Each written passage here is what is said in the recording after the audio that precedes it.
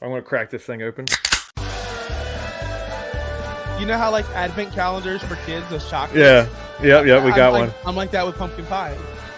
No, it's my first Marvel movie. Everyone's like, "Oh my god, you got to see a Marvel movie in theaters." So I'm like, "Okay, I'll go see Spider-Man."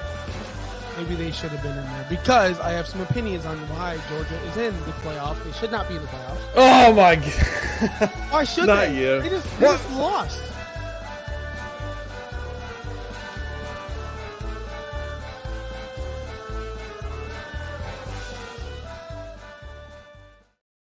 Welcome to the Beer and Sports Podcast. I'm Josh Wingate. He's Josh Kimmel. Josh Wingate 302. Josh Kimmel OUS. We are part of Finns Talk Sports Network. Follow us and the network on Facebook, YouTube, Twitter, and Twitch. We're Mugs and Balls. How's it going, buddy? Good. I look really bright. Do you notice you that? do. Like You do. I did all of that, so I'm like scrolling through the internet right now, and then you know how you go to a certain web page and they have automatic videos that play, and I feel like if I was off at any way doing the introduction, yeah, I'm sitting down today. That's a whole story behind it because my day's been crazy, my week has been crazy, let alone. But I'm like trying to remember everything I have to say with that audio playing in the background. And I'm like fighting against that. So a little, behind the scenes, what's going in Josh's ear right now. AKA Josh, get better at hosting. Just kidding. JK. No, I love this show. I love look. I'm sitting here sad, very sad because this weekend was not good for my sports. OT. The team that I care about the most, the team that I care about dearly, the team that I upgraded to half season tickets this season coming up. So yeah, nice. They lost. The Lightning lost 3 overtime losses. That's crazy. At home. They outplayed the Toronto Maple Leafs 5 out of 6 games by far. Yeah. Everyone saw. I'm not going to blame the refs here tonight. I can't because that's Bush League. But there were some missed calls on both sides, and it was a bad time for Bolts fans. Bad. Yeah. That's all I have to say about that. It's a bad time overall. It made it better when Boston lost. You don't know anything about hockey. Boston set the record for most wins in a single season, and they lost in the this year. They did. Yeah, and they lost in the first round. Isn't like everyone hates Boston and Pittsburgh, right? If from my understanding of hockey, like everyone's like Boston Bruins, everyone hates them. Pittsburgh Penguins, everyone hates them. Yeah, I mean, and then there's the Canadian teams. Nobody likes. If you're Canadian, no one likes Canada. Toronto, and everyone hates Canada. By the way, you should follow and subscribe us. Now that Canada reminds me of our Canadian friend on the network. Like and subscribe, please. Yeah, and my last point is and then there's the Lightning, who everyone hates because you guys don't know hockey down there. You guys don't understand hockey. You guys have beaches, no ice. Somebody told me, "Oh, the closest thing to ice you've ever seen, pal, is the ice in your Diet Coke at McDonald's." And I was like, "Tricked you. I don't even go to McDonald's. I go to Sonic." Wawa. Yeah. But anyway, that's our hockey minute, as we'd say in this show. No one drinks Diet Coke. That is like, yeah, they do. A lot of people drink Diet Coke thinking that they're being super healthy. Do you judge people that drink Diet Coke and go to McDonald's? I judge people who drink regular Coke, Diet Coke, anything bubbly like that. I don't understand it. Just the smell of Coke in general, Coke, Diet Coke, Pepsi Max, whatever you want to call it, smells like you're just might as well open up a battery. Just get a triple D or whatever they're called and just chug it down because that's what you're fucking drinking. A triple D? Whatever, a double D, D plus battery. The big ones you put in those big flashlights. It's like a D battery? Yeah, D plus, D, double D. No, it's like a D battery. You got like triple A, double A, 9 volts. Yeah, 9 volts. You got C's.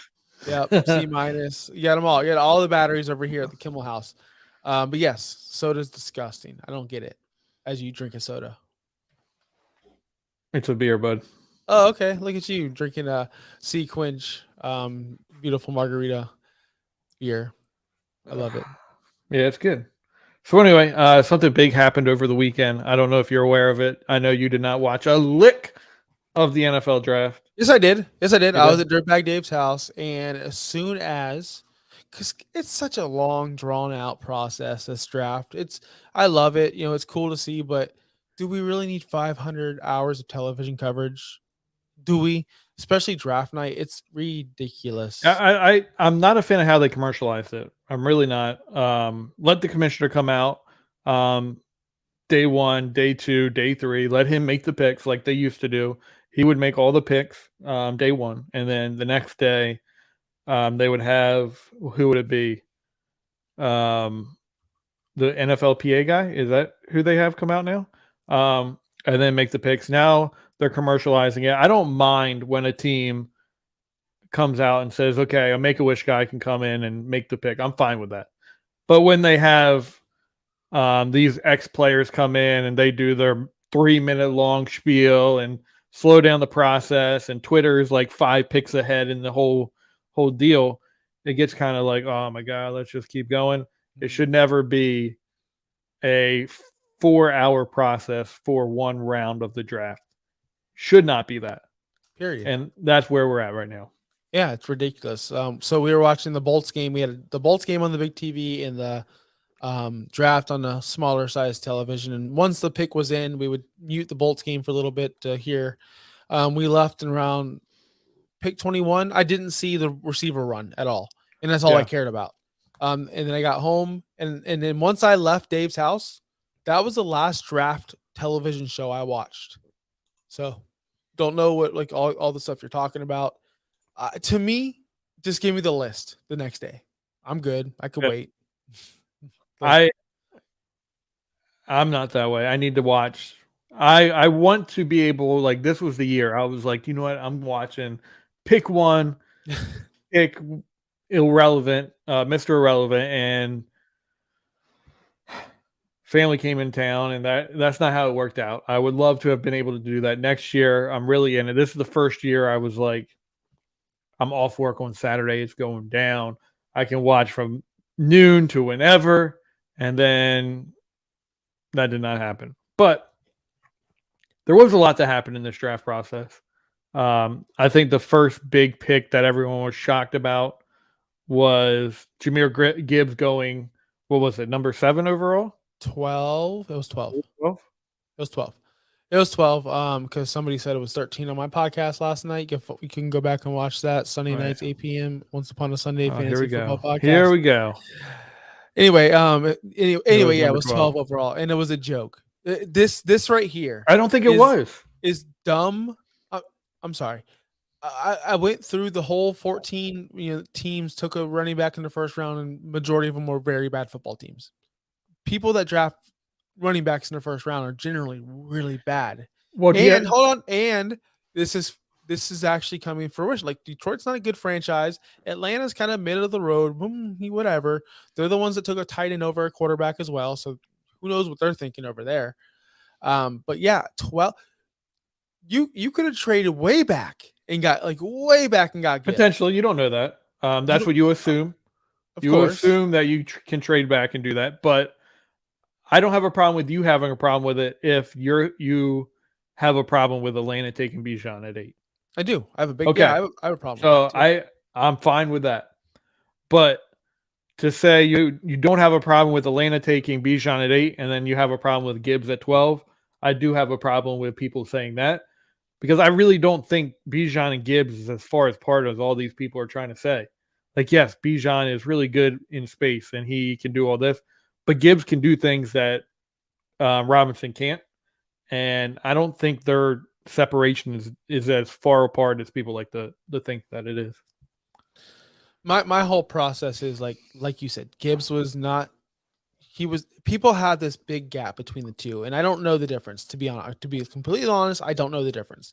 I do know that when I watched them both, the games I did watch of them and the tape I did watch of them, one had more vision, one had more skill with the feet, one had actually like that running back look, and that's Gibbs. Yeah. Whereas Bijan just looks like that athlete, the guy who can just go out wide. Like he didn't need the technique to make it work. He just made it work. Whereas Gibbs actually has that ability. So that's what I saw from all the tape and from the games I've seen. So, but When I Bijan, watched the film, sorry, just to cut you no, off real quick. go When ahead. I watched the film, I wanted Gibbs over Bijan as my running back. So you can keep going.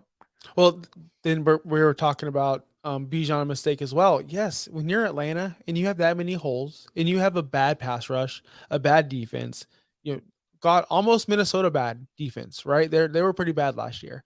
And you think a running back's going to solve your problems? I understand the offense you're trying to run. I understand that, but you don't need to waste that capital on a running back on a position that is a dime a dozen. Yes, he is special. Yes, he is supposed to be special. But what did Adrian Peterson do on the Vikings forever? Go 8-8, sometimes 9-7. Yeah. Like, so what are we doing? Do we want to win? Do we want edge rushers? Do we want to put pressure on the quarterbacks, or do we just want to go 8-8 and be good? Like, that's all I could think about in this situation. I do want to say the Lions are further along than what Minnesota was, because Minnesota is just a joke of a franchise. Gonna pause there for a second. But yeah, good job, Dave. Only Only rushed for rushed. 2,000. Yeah. Yeah. But my point is, like, did they win any Super Bowls? Did they even No. get close? Like, I'm sure they got close a couple times when they got Favre, but other than that, he's so stupid. But I love Bijan in there for fantasy. Like, that's awesome. But for real life football, it's not awesome. They should have just went somewhere else. It just didn't make sense. Made sense for fantasy though. So that's all I care about. I wanted to, like, for fantasy wise, I wanted to see Bijan go to the Chargers, because I think what they can do with him there would be amazing, because they already have that running back that you need. You can use him as that offensive weapon that he should be used as. But anyway, enough about Bijan, enough about Gibbs. Another takeaway from this year's draft, in a positive light, was Philadelphia. Everyone is on Philadelphia's nutsack about how well they did, and that's amazing. They were able to get every Georgia player known to man. What is your thought process on that? Because I know you're not a Georgia guy. As you can hear in the intro video of this show, you hate Georgia. You're like, Georgia sucks. So I'm not going to pretend to know what I'm talking about with all this. I do know when they took, who was it? Jalen Carter. Yeah. Yeah. When they took him, I was like, okay, it's over. Like, they just won the first round, because this is like a luxury pick. They didn't really need him, and that's what they do. Yeah. They just keep on building these gaps. And then here's the thing about him. I want to do. Yeah, you can go ahead. Talk to me. Here's the thing about him. He is supposedly, everybody that's talked to Kirby Smart and the coaching staff, they said he's a huge character risk. And then you see this offseason. I'm a little worried. The talent's there, like, for sure. And we kind of he didn't bring it out. He wasn't consistent this year either. But they're saying he is a character risk. So that is what you're taking on that high of a pick. Obviously, Philadelphia is in a luxury area where they can make that and see how it works. But yeah, I mean, I don't mind that. There's a lot of guys in the NFL are character issues. Come on, it's the NFL. They're just young kids with a lot of money. Well, I mean, what would you do if you had, anyway, that's besides the point. I do like what they did with Swift. I know you hate Swift. I know we're going to talk about it right here, but how could you not be excited for your football team that you got rid of Miles Sanders? He's gone. And then you're like, oh, what do we have? Kenny Gainwell, he sucks. Boston Scott, he's just a guy. What do you really have? Then you go out and get a superstar. Georgia running back, DeAndre Swift. He's going You're calling him a superstar? He's going to be a superstar. Yes. No, he's going to. Yes. What? No. What? Show me the evidence that he's not a superstar. Because you can't.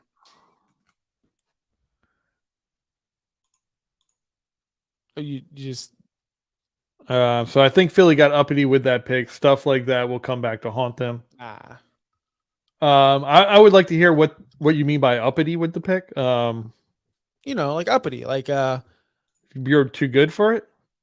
No, like we're too good for you, so we're just gonna go ahead and take this character risk because we know we can handle this guy. We know we can manage this guy. We don't really need him anyway. Yeah. Kind of like something like that.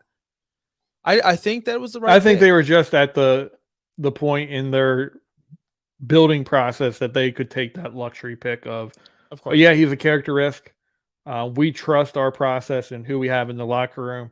Let's see what we can do with him, because if we miss this pick, It sucks, but if we hit this pick, it's going to have so much benefit to us.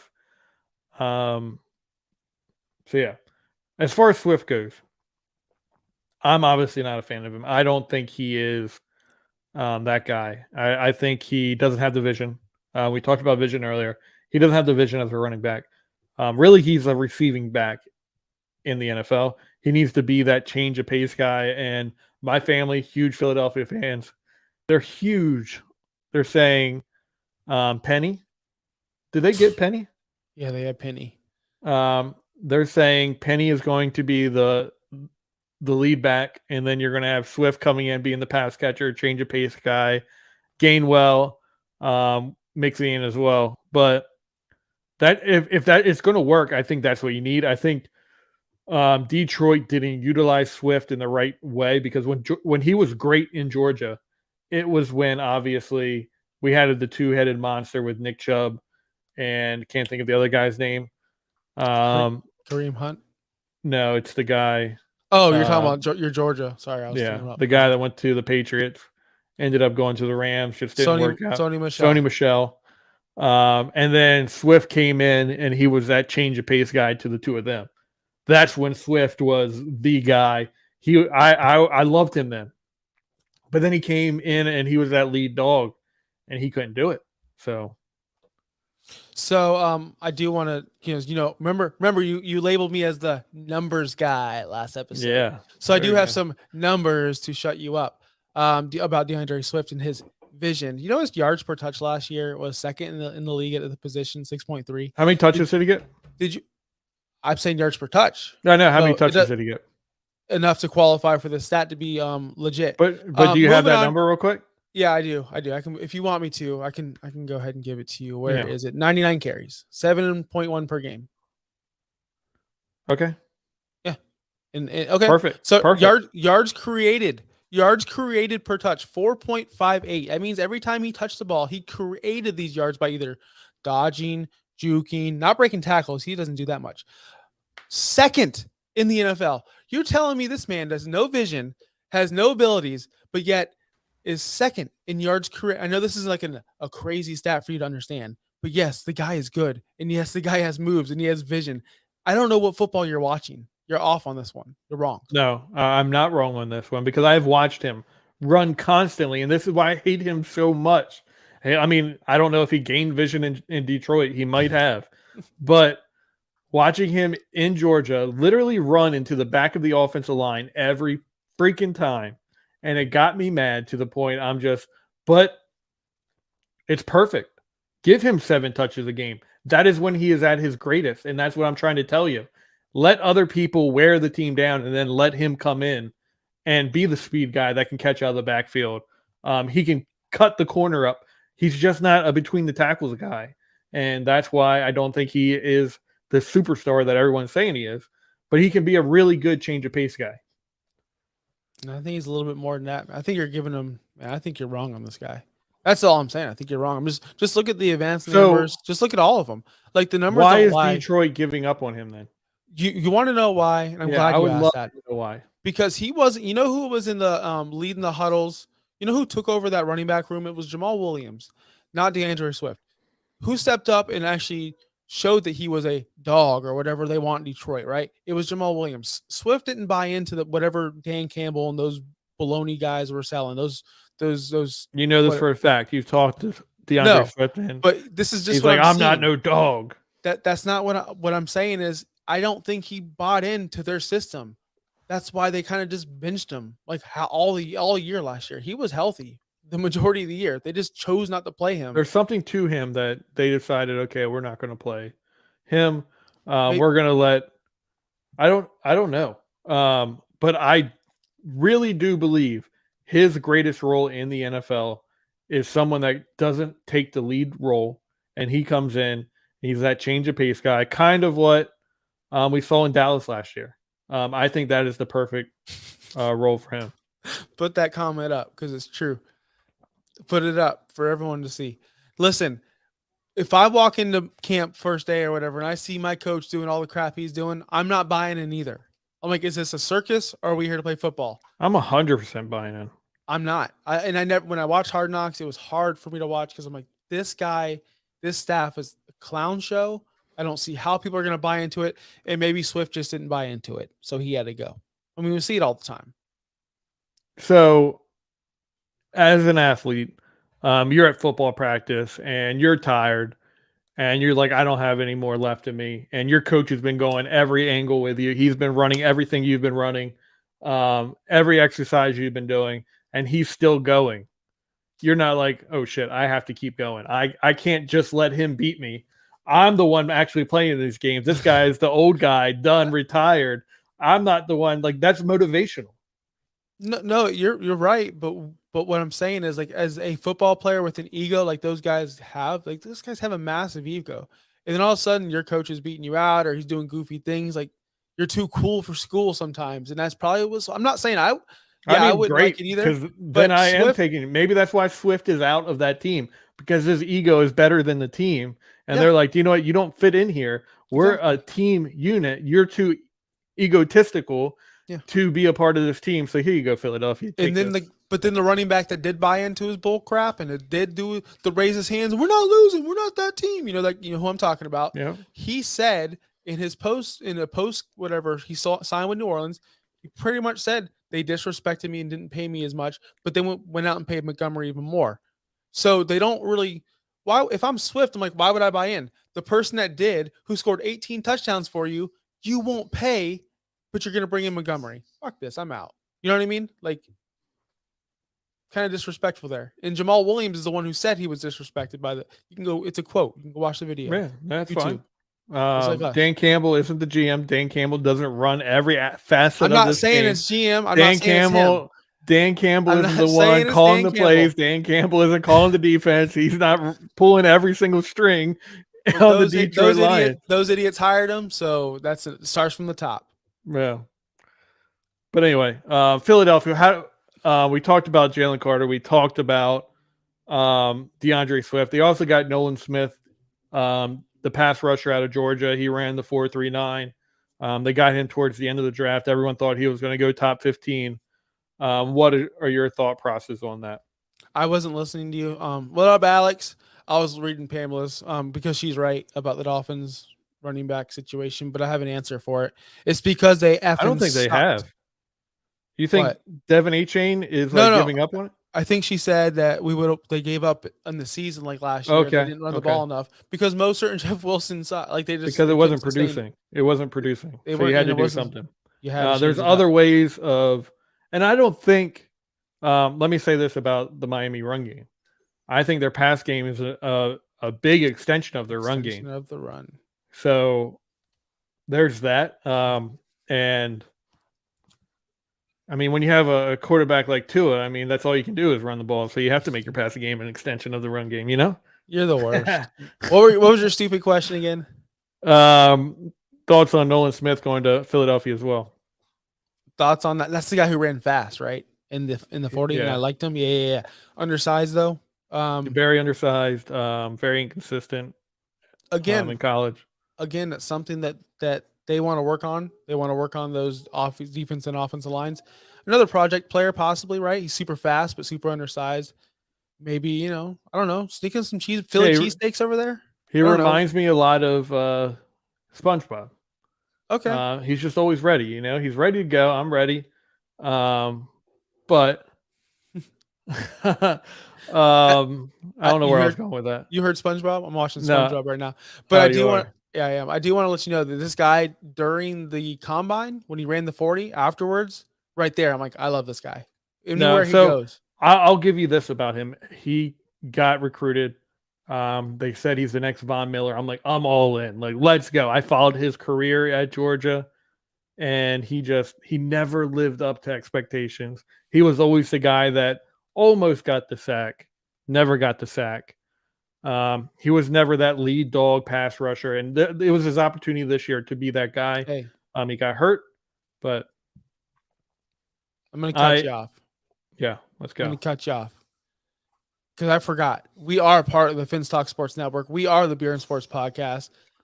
My name is Josh Kimmel. If you're just tuning in, Josh Kimmel LUS. Over there, You can't see my thumb, but over there, Josh Oh, you did Wingate. good Josh there. Wingate, You 302. didn't even have to I'm, go like, I'm oh, a I did it freaking right professional. That's why.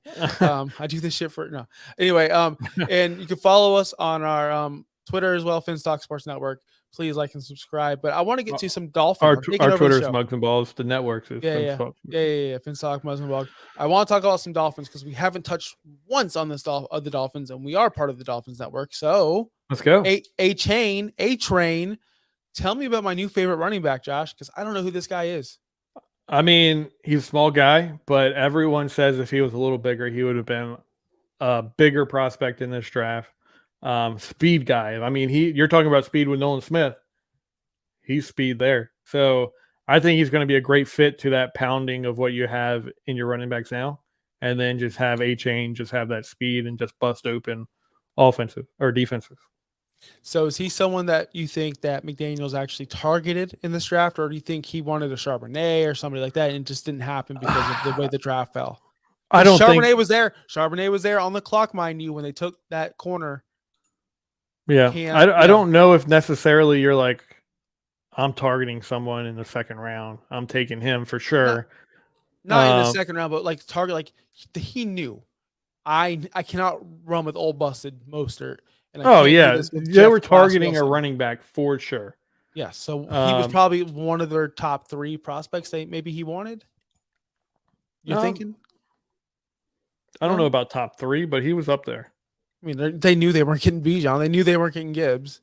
So, yeah, I mean, they did. I don't think they knew they weren't getting Gibbs. I think Gibbs was an option for him. I think he was number one in their process. Breaking news, Viking Dave's breaking news to me at least. I have not been on Twitter or any kind of media source in the past 5 hours. Is Dalvin Cook getting traded to Miami? Is this official? Definitely not official.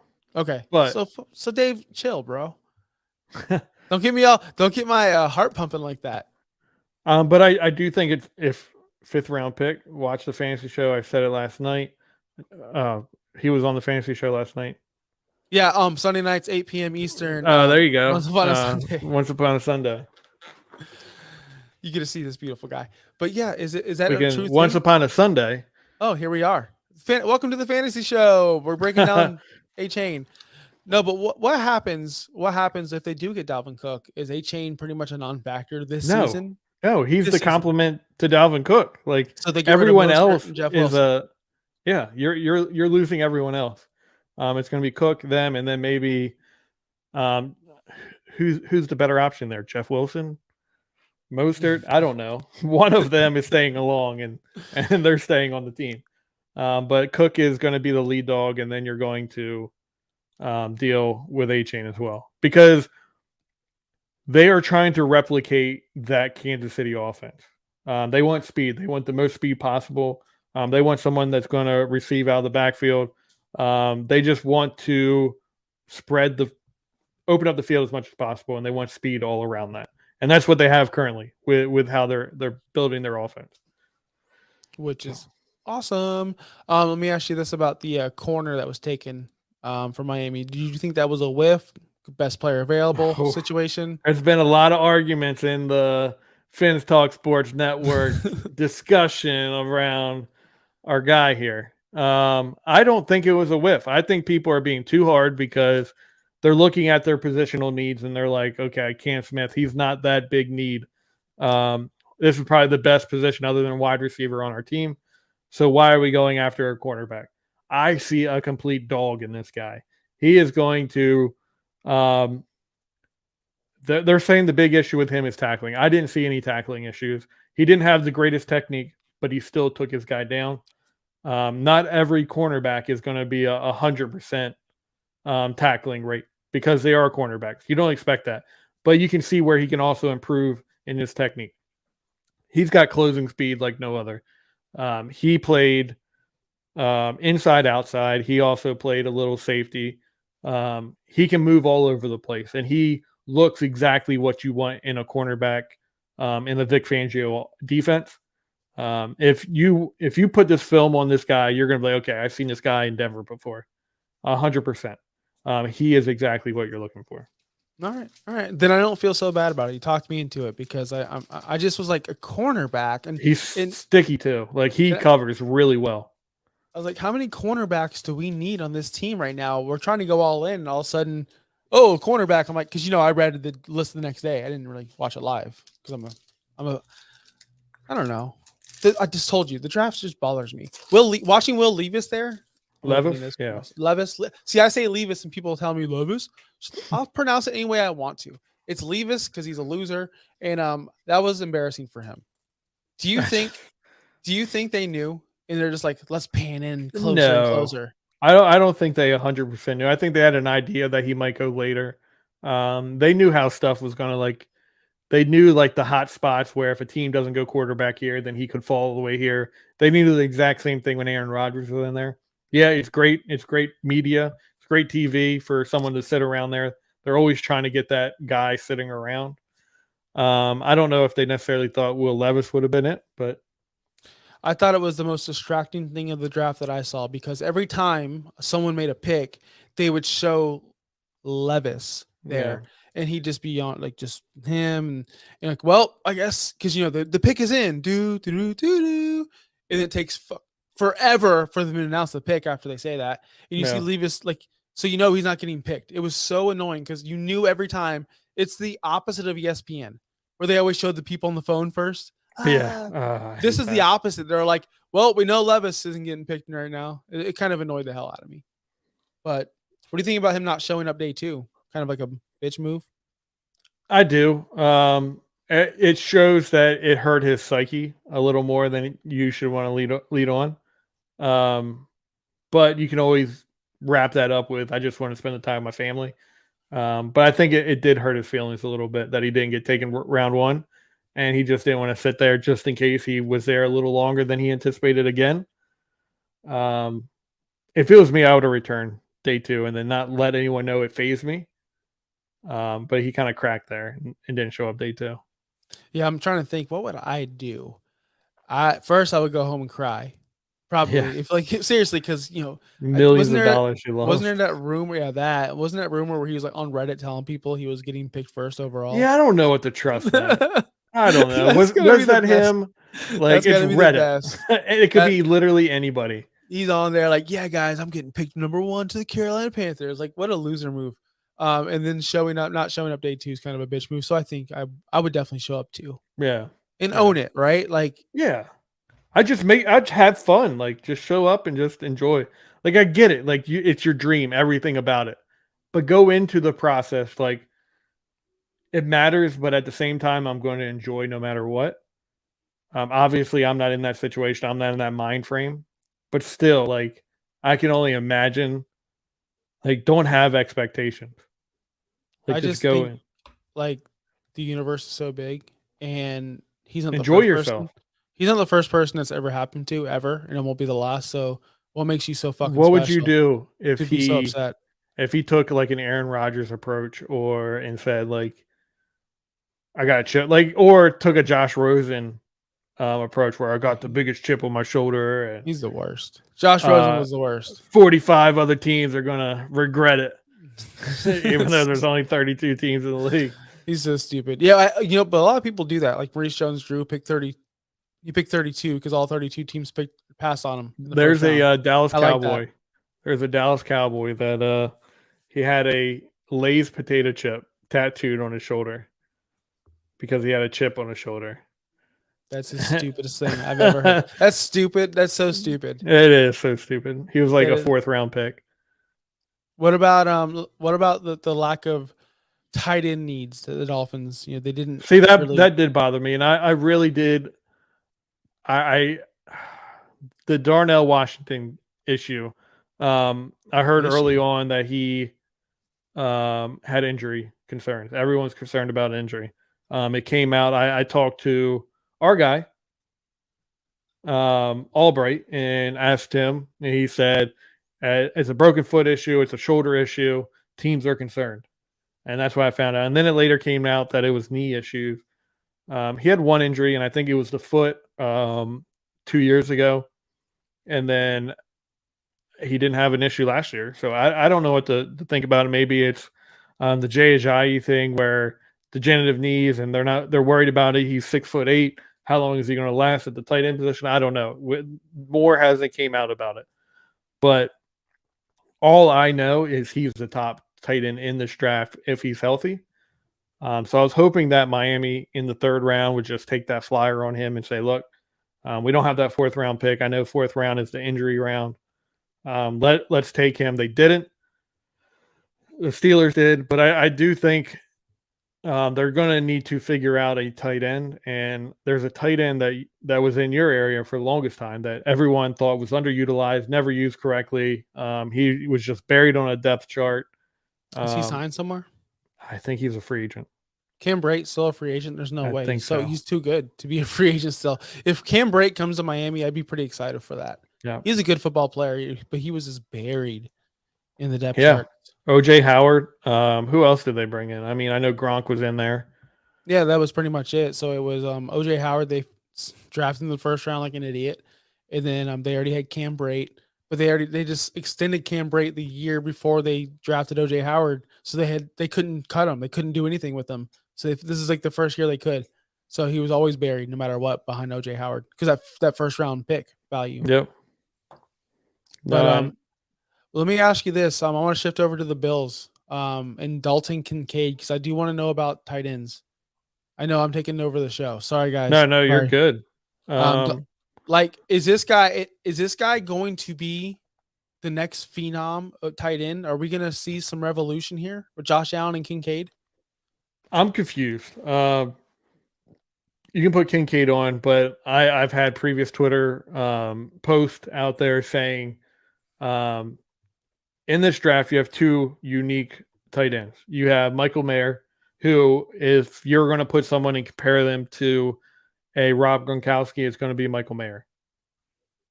He is that guy. Like, he is that super aggressive blocking tight end who also can catch really well. He can be a deep threat if you want. He literally was the weapon in Notre Dame.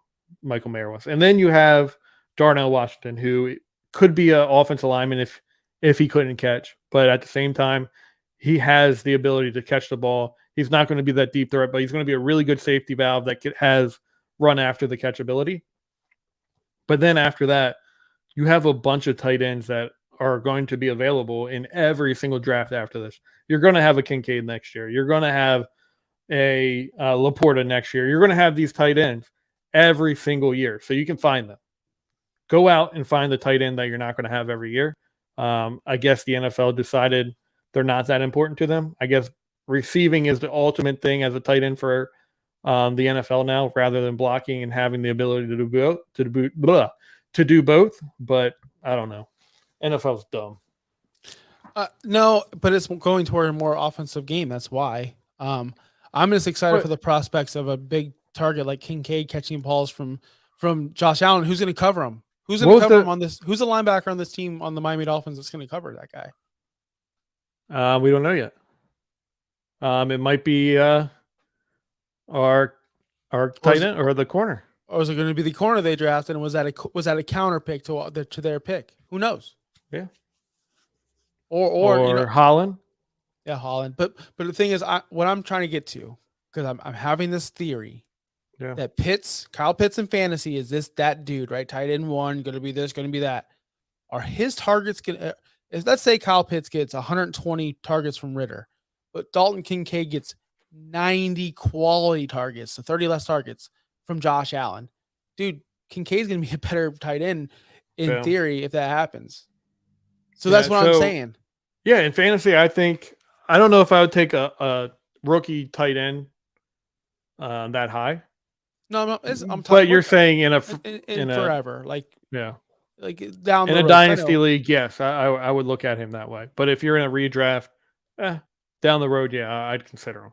Smythe, Pam, I love Smythe as well. I hope he does well as a second tight end on this team. I hope they get someone to replace him. Sorry, I do like Smythe though. He does pretty good. He's pretty okay. But the issue I have, you get these receiving tight ends that can't block. You fall into the same situation as the Dolphins were last year. Every time he was out there, you knew it was going to be a passing play because you weren't going to hold him in to block. But how many, Kelsey doesn't block. I mean, he does, but Kelsey does block. he blocks, he's not the best blocker, but he does block. He's not George Kittle. He's not Kittle out there. He's not, no, but he has the willingness to block. He can block somebody. Who? Oh, of course he can. Yes, most tight ends can. Gesicki just refused to. Just refused to block. He didn't want to. Gesicki could not block. One, he refused to, and two, he was a little bitch and he couldn't block to save his life because he was soft. But he was marshmallowy. But if they used him as a weapon, he would have been elite in this. But the Dolphins were already elite, so who am I kidding? I love Gesicki, and I'm going to cheer for him in New England. Sorry, guys. Sorry, not sorry. I think he would be better utilized in New England. Yeah. But so, Josh, now that we got the football out of the way, unless you still want to talk about football for the next 4 we're minutes. Good. Who did you think won? Well, okay, you didn't watch the entire draft, so I'm not going to ask you who won day one. Who won day one? I was telling this to somebody. I forgot who it was. I think Houston. Yep, I 100% agree. Houston, hands down, in my opinion, walked away with the best quarterback in this draft and walked away with the best defensive player in this draft. I think that they set out to get their leader for offense and get their leader for defense, and they said, here, they just took out their balls and said, here it is, we're going to fucking do it. And they did it. Yep, they did it, and that's why they win to me, because when the team goes out there and actually does something, it doesn't just sit there with their hands on their butts. I love that. You have these picks for a reason. Utilize them and get the best players possible. And that's what Houston went out and did.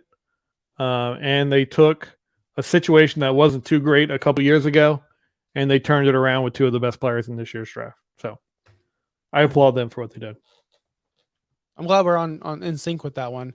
Do we agree that Detroit kind of sucked?